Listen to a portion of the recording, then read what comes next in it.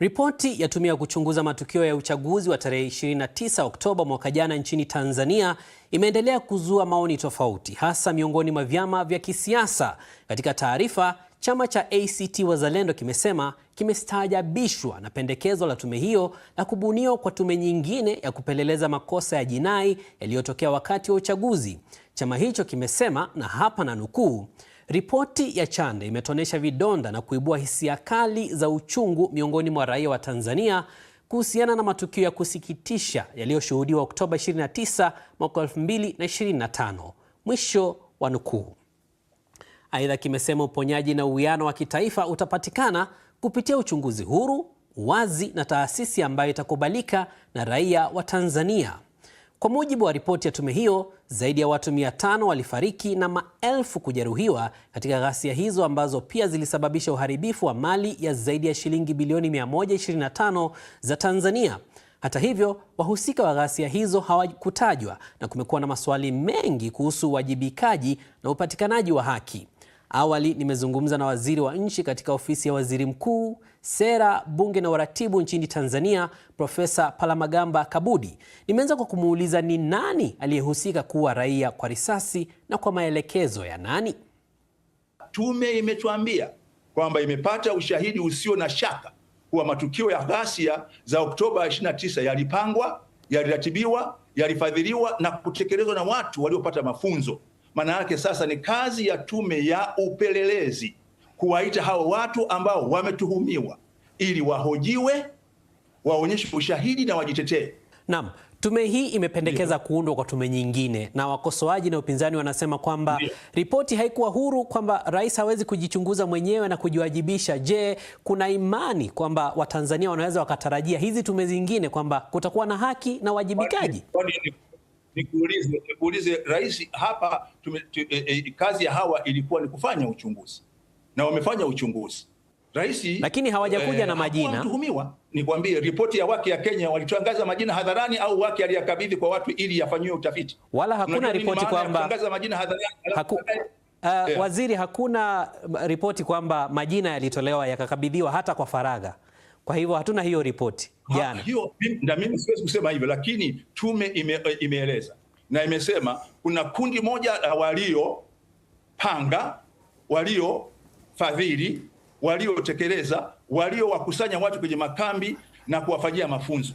Si ni kundi tayari linafahamika ni la watu gani? Na watu hawa hawawezi kuwa sehemu ya serikali, na ni lazima wapewe haki ya kuitwa mbele ya tume ya upelelezi, waambiwe waliotuhumiwa. Na ukienda kwenye sheria ya Uingereza ya mwaka 2005 inasema wapewe warning letter ili waje mbele ya tume, waje na mashahidi, wawe na wanasheria. Sasa kama jana tume ingetamka kwamba kiongozi huyu wa chama cha siasa, kiongozi huyu wa dini, kiongozi huyu mwanaharakati amefanya 1, 2, 3 kwa mujibu wa ibara ya 13 ibara ya 6A inayosema kila mtu apewe haki ya kusikilizwa, itakuwa tume imekidhi masharti ya katiba ya Jamhuri ya Muungano wa Tanzania au umeyavunja.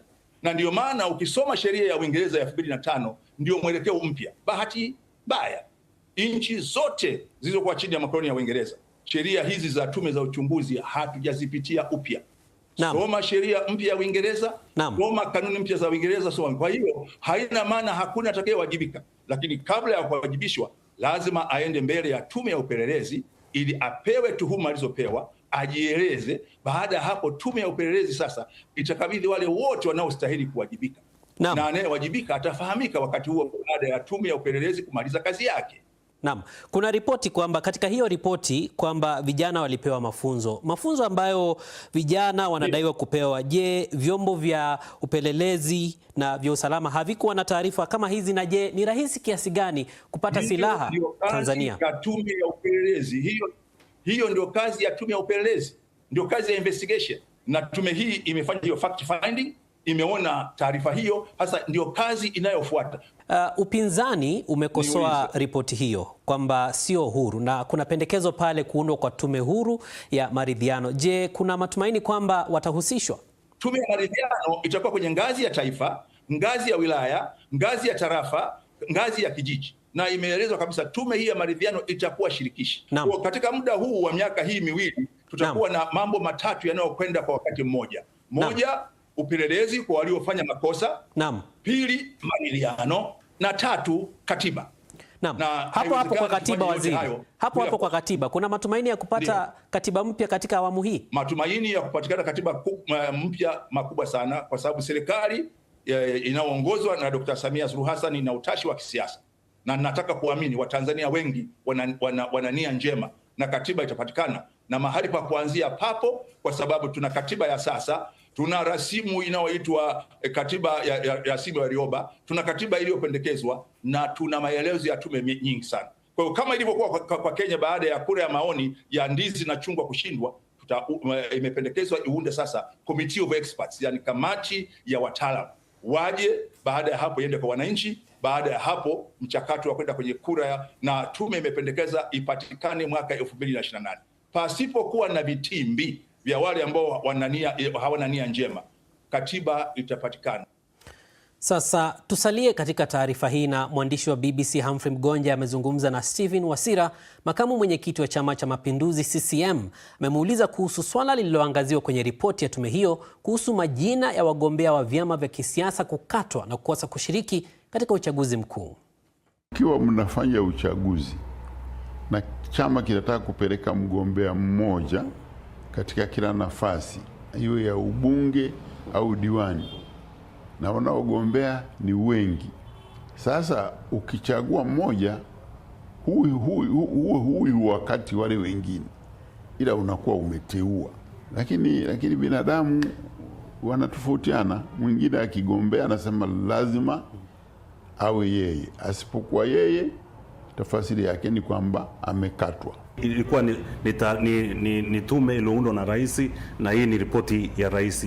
Watu wamechanganya, haelewi kwamba ile ilikuwa inamaanisha nini, kwamba watu wengine hawapaswi kuitumia, au ilikuwa ina maana gani? Maana yake ni kwamba imeundwa kwa mujibu wa katiba na kwa mujibu wa mamlaka ya rais ya kuunda tume. Sasa unataka tume ile hiyo yangu mimi niliiunda? Ni tume ya rais. Tume ya rais.